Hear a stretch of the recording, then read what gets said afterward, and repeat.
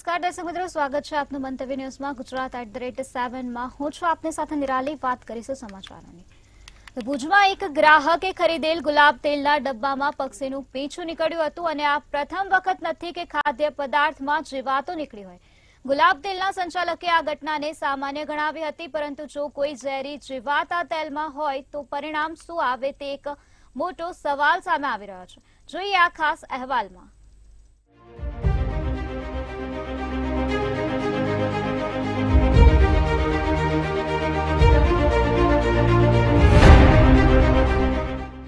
गुलाब नाम बड़े और दर्शन छोटे, जाहेरातो मोटी અને ગુણવત્તા નાની. ગુલાબ તેલમાં નીકળ્યું પક્ષીનું પીંછું. લોકોના સ્વાસ્થ્ય સાથે ક્યાં સુધી છેડછાડ? ભેળસેળિયા પર કડક કાર્યવાહી ક્યારે? ખાદ્ય પદાર્થોમાં દરરોજ નીકળે છે જીવાતો. રાજ્યમાં 10 થી વધુ મોટી ફરિયાદો આવે છે. નજીવા દંડમાં છૂટી જાય છે મોટી કંપની. શું સામાન્ય લોકોના જીવનની નથી કિંમત? રાજ્યમાં ખાદ્ય પદાર્થમાં ભેળસેળ ના થાય અને લોકોને સારી ગુણવત્તાયુક્ત વસ્તુઓ મળે તે માટે મુખ્યમંત્રી ભૂપેન્દ્ર પટેલે જાહેર મંચ પરથી આહવાન કર્યું હતું, પરંતુ આ ભેળસેળિયાઓ સમજે ત્યારે ને. વંદા, જીવાતો, ઈયળો અને હવે તો પક્ષીઓના પીંછા પણ નીકળવા લાગ્યા છે. ભુજમાં એક ગ્રાહકે ગુલાબ તેલની ખરીદી કરી હતી. આ ખરીદેલા તેલમાં કઈ હોવાનું માલુમ પડ્યું.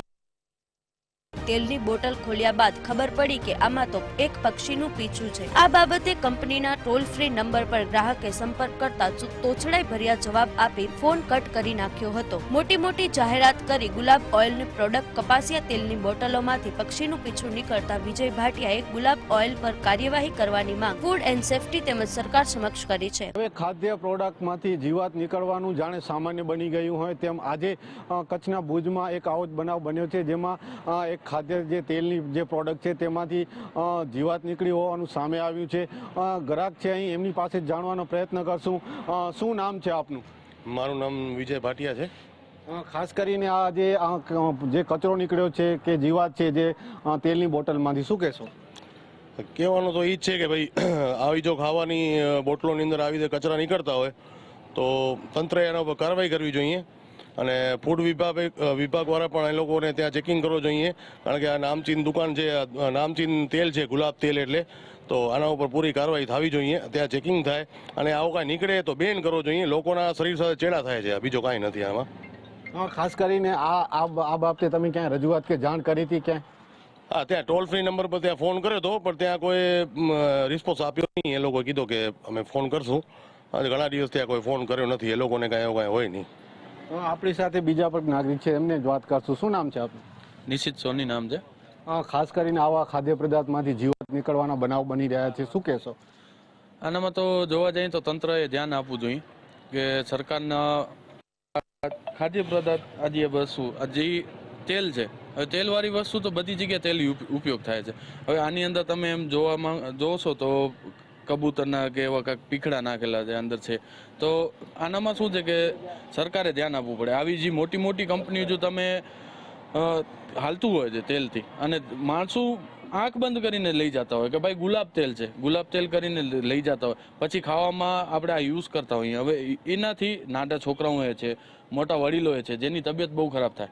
આનાથી રોગચાળો કેટલો ફાટી નીકળે. એટલે અમારે કેવું એટલું જ છે કે તંત્રએ આનામાં ધ્યાન આપવું જોઈએ કે આવી રીતના આગળ બીજી કોઈ કંપનીવાળાને અમે જાણ કર્યા છતાંય પણ એ લોકો કોઈ કંપનીવાળા કોઈ અમને રિસ્પોન્સ ના આપતા હોય તો સરકારે પણ એના ઉપર એક્શન લેવું જોઈએ.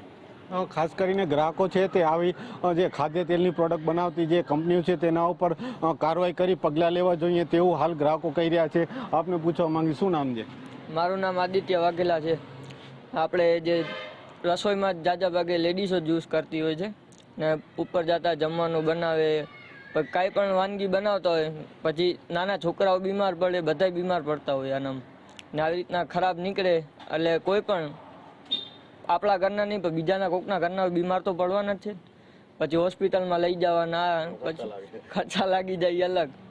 જે રીતના ગ્રાહકો છે તે જે ગુલાબ કંપની છે તેને જે પ્રોડક્ટમાંથી જીવાત નીકળી છે તેના ઉપર કાર્યવાહી કરવામાં આવે તેવી હાલ માંગ કરાઈ છે. શુદ્ધ ઓઇલના નામે ચરી ખાતી ગુલાબ ઓઇલને પ્રતિબંધ કરી શિક્ષાત્મક પગલાં લેવા સ્થાનિક લોકોમાં માંગ ઉઠી છે. ખાદ્ય પદાર્થોના ઉત્પાદન કરતી કંપનીઓ ફૂડ ડિપાર્ટમેન્ટના નીતિ નિયમોનું પાલન કરતી ન હોય તે લોકો સ્વાસ્થ્ય માટે અતિ ગંભીર બાબત છે. ગુજરાતમાં ઠેક ઠેકાણે હલકી ગુણવત્તાવાળા ખાદ્ય પદાર્થોનું ઉત્પાદન કરતી કંપની સામે ફૂડ સેફ્ટી વિભાગ દ્વારા રાજ્યવ્યાપી દરોડા પાડવામાં આવે તો આવી ઘણી ગેરરીતિ સામે આવી શકે છે. ભુજના ગ્રાહકે ખરીદેલ બોટલમાં જે અખાદ્ય પદાર્થ નીકળ્યો તે સંદર્ભમાં પ્રત્યુત્તરમાં ગુલાબ ઓઇલના જવાબદાર અલ્પેશ કોટેચાએ આ બાબતને સામાન્ય ગણાવી આ કપાસિયા તેલની બોટલ બદલી આપવા કહી ગુલાબ ઓઇલ કંપની લૂલો બચાવ કર્યો હતો. બ્યુરો રિપોર્ટ, મંતવ્ય ન્યૂઝ.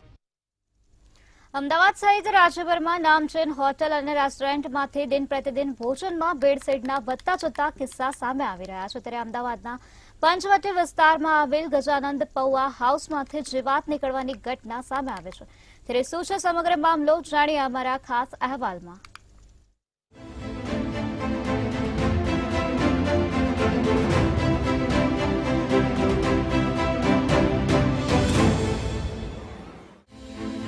અમદાવાદમાં ખાવામાંથી જીવાત નીકળવાનો સિલસિલો યથાવત. અમદાવાદમાં ગજાનંદ પૌવા હાઉસમાં બ્રેકફાસ્ટમાંથી નીકળી જીવાત.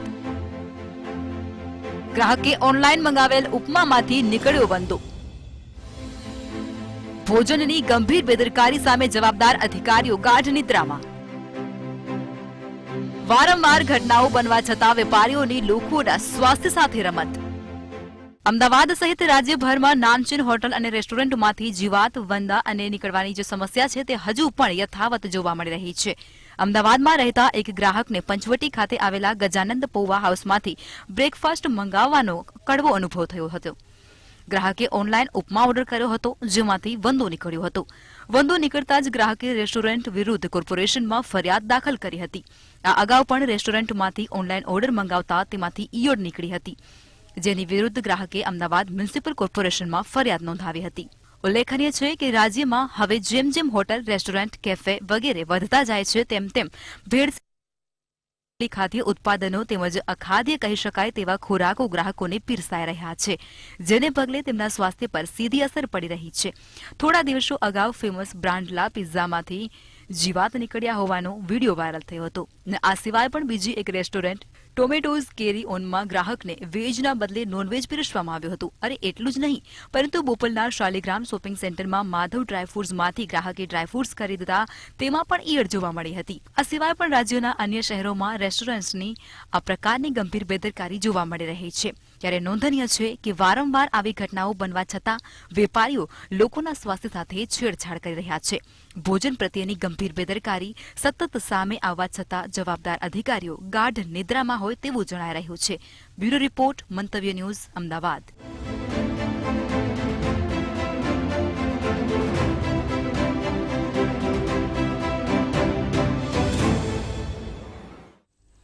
ભરૂચ જિલ્લામાં રેસ્ટોરન્ટમાં જીવાત નીકળવાની ઘટનાઓ જિલ્લાવાસીઓને આરોગ્યને જોખમમાં મૂકી દીધું છે. ત્યારે સૌપ્રથમ હેલિયોસ પિઝા સેન્ટરમાં ગ્રાહકના પિઝામાંથી જીવાત નીકળવાની ઘટના સામે આવી હતી.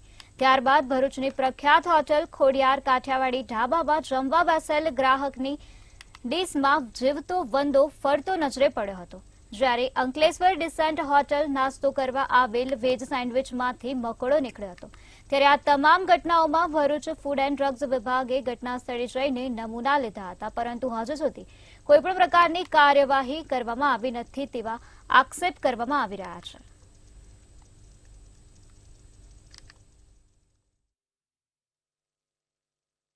આરોગ્ય વિભાગને પણ જાણ કરવામાં આવી છે અને ફૂડ એન્ડ ડ્રગ્સને પણ સૌ પ્રથમ જાણ કરવામાં આવી છે. ફૂડ એન્ડ ડ્રગ્સ વિભાગની ટીમે એક દિવસ બાદ ત્યાં હોટલની તપાસ કરી હતી. હોટલમાં તપાસ કરતા એ લોકોએ નમૂના પણ લીધા હતા, પણ હાલ કેટલા દિવસ થઈ ગયા ત્યારબાદ પણ મને કોઈ એવી જાણ કરવામાં નથી આવી કે નમૂનાનો શું રિપોર્ટ આવ્યો છે કે શું કાર્યવાહી કરી છે.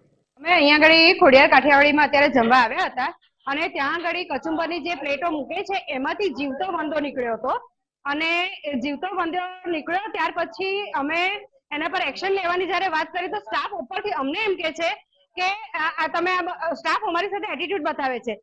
સ્ટાફના જે મેનેજર હતા એમના દ્વારા થોડું ખોટું વર્તન કરવામાં આવ્યું લેડીઝો સાથે, ગમે તે રીતે ગાળાગાળી વાત કરીને, અને તાત્કાલિક અસરથી અમે લોકો અહીંયા આગળ આવીને જે ફૂડ એન્ડ ડ્રગ ડિપાર્ટમેન્ટ છે એમને પર્સનલી અહીંયા ફોન કર્યો અને કલેક્ટર સાહેબને બી ફોન કર્યો. એ ફૂડ એન્ડ ડ્રગ ડિપાર્ટમેન્ટના સાહેબ આવ્યા અહીંયા આગળ, એમને બધું સેમ્પલિંગ ને બધું ચેક કર્યું છે, સેમ્પલિંગ બધા લીધા છે. ત્યાર પછી પણ એમણે જે બધું ચેક કર્યું એમાં અભાવ દેખાયો છે, કારણ કે રસોડાની અંદર બી રસોડું જ્યાં જમવાનું બને છે, જ્યાં ડ્રેનેજ છે, જ્યાં વાસણો ઘસાય છે અને એઠવાડો નંખાય છે, એ બધું સાથે સાથે છે. એ ડિવિઝન અલગ હોવા જોઈએ. કોઈ બાતની અંદર સાફ સફાઈ છે ને વિડીયોમાં બી દેખાશે. મંતવ્ય ન્યૂઝ દ્વારા ખાસ મુહિમ ચલાવવામાં આવી રહી છે.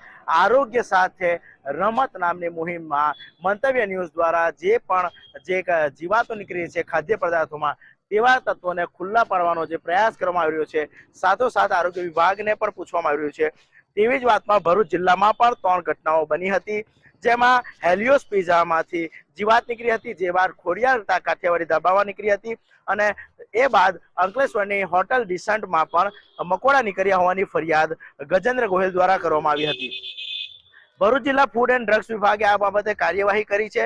તમામ લોકોના નમૂના લેવામાં આવ્યા છે. જોકે તપાસ હજી ચાલુ છે, તેમ જે આરોગ્ય વિભાગના અધિકારી છે તે જણાવી રહ્યા છે. ત્યારે જે બાદ વધુ એક ઘટના અંકલેશ્વરમાં જ બની હતી. એક લગ્નની પાર્ટીમાં લગભગ 300 થી 350 જેટલા લોકોને આરોગ્ય ફૂડ એન્ડ ડ્રગ્સની જે સિસ્ટમ કહેવાય કે જે ફૂડ પોઈઝનિંગ થયું હતું ને જેને લઈને તમામ લોકોને સારવાર હેઠળ ખસેડવામાં આવ્યા હતા. ત્યારે જે જનતા છે, ગુજરાતની જનતા છે કે ભરૂચ જિલ્લાની જનતા છે, તેના આરોગ્ય સાથે ચેડા થતા હોય તેવું માનવામાં આવી રહ્યું છે. ત્યારે મંતવ્ય ન્યૂઝની આ મુહિમ દ્વારા ચાલવામાં આવી છે, તેમાં ભરૂચ જિલ્લા દ્વારા જે અંકલેશ્વર હોટલ છે, ડિસન્ટ હોટલ, તેના જે કરતા ધરતા છે તેને પૂછવા જતા કોઈ પણ જવાબદાર અધિકારી કે જવાબદાર જે માણસ છે, હોટલના સંચાલક છે, તે હાજર મળી આવેલ નથી. ભરૂચ જિલ્લામાં ફૂડ એન્ડ ડ્રગ્સની કચેરી ખાતે મંતવ્ય ન્યૂઝની ટીમ પહોંચી છે. ત્યારે જ એક રમત મુહિમ ચાલી રહી છે કે આરોગ્ય સાથે રમત કેમ, તે દ્વારા જે એક સવાલો પૂછવા માટે જ્યારે મંતવ્ય ન્યૂઝની ટીમ ભરૂચના આરોગ્ય ફૂડ એન્ડ ડ્રગ્સ વિભાગની કચેરી ખાતે પહોંચી, ત્યારે અહીંના અધિકારીઓ દ્વારા આ મામલે કોઈ પણ ઓફિશિયલ રેકોર્ડ જવાબ આપવાનો ઇનકાર કરવામાં આવ્યો હતો. ત્યારે આ લૂલો બચાવ કરવામાં આવ્યો હતો. નોંધનીય છે કે તમને જણાવી દઉં કે ભરૂચ જિલ્લામાં હેલિયોસ પિઝા, ખોડિયાર કાઠિયાવાડી ધાબા અને ડિસન્ટ હોટલમાં જે કંઈક જીવાતો મળી આવી હતી ફૂડ ખાવાની વાનગીઓમાંથી, જેને લઈને કચેરીએ કાયદેસરની કાર્યવાહી હાથ ધરી હતી. જો કે સેમ્પલ લઈને નમૂના લીધા હતા અને નમૂના લીધા બાદ આજ દિન સુધી કોઈ પણ કાર્યવાહી કરવામાં આવી નથી તેવા અહેવાલ સામે આવ્યા છે. જો કે આ મામલે અધિકારીએ કોઈ પણ જાતનો ઓફિશિયલ રેકોર્ડ આપવાનો ઇનકાર કર્યો છે.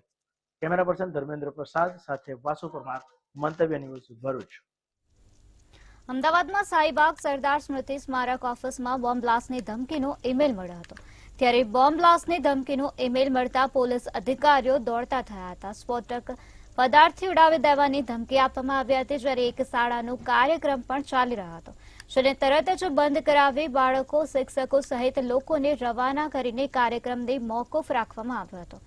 બોમ્બ બ્લાસ્ટની ધમકીને લઈ બોમ્બ સ્ક્વોડ અને એસઓજીની ટીમ ઘટના સ્થળે પહોંચીને તપાસ હાથ ધરી છે.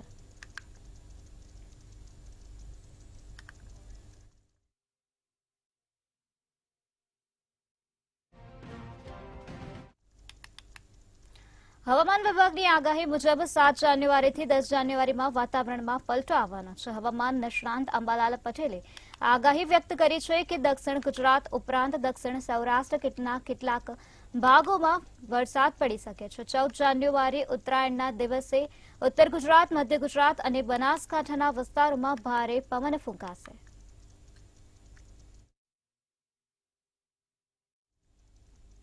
કેન્દ્રના આરોગ્ય વિભાગ દ્વારા દર્દીના આઈસીયુમાં ભરતી કરવાને લઈને 24 નિષ્ણાંતો દ્વારા ગાઈડલાઈન તૈયાર કરવામાં આવી છે, જે અનુસાર ગંભીર રીતે બીમાર દર્દીની વધુ સારવારની શક્યતા ના હોય તે દર્દીને આઈસીયુમાં રાખવાની જરા પણ જરૂર નથી. ખાનગી હોસ્પિટલોમાં પીએમજીએવાય યોજનાનો લાભ લેવા માટે કોઈપણ દર્દીને આઈસીયુમાં દાખલ કરી દેતા હતા, અને આઈસીયુમાં કયા દર્દીને દાખલ કરવા તેનો નિર્ણય લો પ્રાયોરિટીના આધારે કરવામાં આવશે. તો દર્દીના ઓર્ગન ફેલિયર અથવા ઓર્ગન સપોર્ટમાં ગંભીર હાલતમાં જણાય તો જ તેને આઈસીયુમાં દાખલ કરવામાં આવશે. દરેક વિકસિત પ્રદેશોમાં, વિકસિત દેશોમાં આ રીતેની ગાઈડલાઇન્સ હોય છે, પ્રસ્થાપિત હોય છે. એવી રીતે આપણે કહી શકીએ કે હિન્દુસ્તાનમાં જે છે ભારત સરકાર સેન્ટ્રલ ગવર્મેન્ટે જે ગાઈડલાઈનો બહાર પાડી છે એને સ્ટાન્ડર્ડ ઓપરેટિંગ પ્રોસિજર્સ કહેવાય. દરેક મેડિકલની નાની વસ્તુઓ બાબતે સ્ટાન્ડર્ડ ઓપરેટિંગ પ્રોસિજર્સ SOP હોય છે. એ રીતે આજે 2023માં આઈસીયુમાં દાખલ કરવા માટેની જે ગાઈડલાઈનો બહાર પડેલી છે તે અત્યંત પ્રભાવશાળી છે અને ઇફેક્ટિવ છે. ગુજરાત CSR ઓથોરિટીના માધ્યમથી ઇન્ડિયન ઓઇલ કોર્પોરેશન દ્વારા નર્મદા જિલ્લાને 4 એમ્બ્યુલન્સની ભેટ આપવામાં આવે છે. ત્યારે એમ્બ્યુલન્સની ભેટ મળતા જિલ્લા કલેક્ટર શ્વેતા તેવતિયા અને જિલ્લા વિકાસ અધિકારી અંકિત પન્નુએ લીલી ઝંડી આપીને જિલ્લા સેવા સદનના પ્રાંગણમાંથી એમ્બ્યુલન્સનું પ્રસ્થાન કરાવ્યું હતું. આ એમ્બ્યુલન્સ થકી નાંદોદના પ્રાથમિક આરોગ્ય કેન્દ્ર તરોપા અને ખોટા આંબા તેમજ ડેડિયાપાડાના ખેડીપાડા અને સેજપુરના અંદાજે 80,000 લોકોને આરોગ્યની સુવિધાઓ મળી રહેશે. ગુજરાત CSR ઓથોરિટીના માધ્યમથી ઇન્ડિયન ઓઇલ કોર્પોરેશન દ્વારા અત્રેના આપણા એસ્પિરેશનલ બ્લોક અને જિલ્લાને કુલ હાઈ ફ્લોર નાની 4 એમ્બ્યુલન્સ પૂરી પાડી છે. આપણે સાતપુડા ગિરિમાળામાં છીએ, આપણને ખબર છે આપણી ટરેન ડિફિકલ્ટ છે. એવા સંજોગોમાં આ ઊંચી ફ્લોરવાળી અને નાની એમ્બ્યુલન્સ છે એ પેશન્ટ ટ્રાન્સફરમાં, હેલ્થ કેમ્પ માટે, વેરિયસ હેલ્થ એક્ટિવિટી માટે એ જે 2 એમ્બ્યુલન્સ ફાળવી છે એસ્પિરેશનલ બ્લોકને અને 2 ડેડિયાપાડા તાલુકાને, નાંદોદ અને ડેડિયાપાડા બંને તાલુકાઓના આ લોકોને માટે આરોગ્યની સેવાઓ સારી રીતે પહોંચાડવા માટે ખૂબ જ ઉપયોગી થશે. આજે આપણા જિલ્લામાં 4 એમ્બ્યુલન્સીસ ફ્લેગ ઓફ કરવામાં આવી છે. આ 4 એમ્બ્યુલન્સીસમાંથી 2ની એસ્પિરેશનલ બ્લોક નાંદોદમાં ફાળવવામાં આવી છે અને 2ની ફાળવણી ડેડિયાપાડા ખાતે કરી છે. આ એમ્બ્યુલન્સને આવવાથી અમારા જિલ્લામાં બહુ ઉપયોગનો એ આરોગ્ય માટે રહે છે અને અમે આભાર માનીએ છીએ IOCL અને GCSRAનું કે જેના સૌજન્યથી અમે એક સારી એક ગિફ્ટ આપવામાં આવી છે જિલ્લા માટે. સુરતમાં નગરપાલિકા દ્વારા સ્ટ્રીટ લાઇટ પોલ લગાવવા માટે એજન્સીને કામગીરી સોંપવામાં આવી હતી. ત્યારે સુરતના માંડવી ધોબણી નાકાથી તરસાળા બાર સર્કલ સુધી છેલ્લા 5 દિવસથી કામગીરી ચાલી રહી હતી. ત્યારે આજે સવારે સ્ટ્રીટ લાઇટ પોલ ઉભા કરતા 7 વ્યક્તિને કરંટ લાગતા ભારે અફરાતફરી મચી ગઈ હતી, જેથી 2 વ્યક્તિને વધુ ઈજા પહોંચતા તેઓને તાત્કાલિક સારવાર અર્થે સુરત સિવિલ હોસ્પિટલ ખાતે ખસેડવામાં આવ્યા હતા.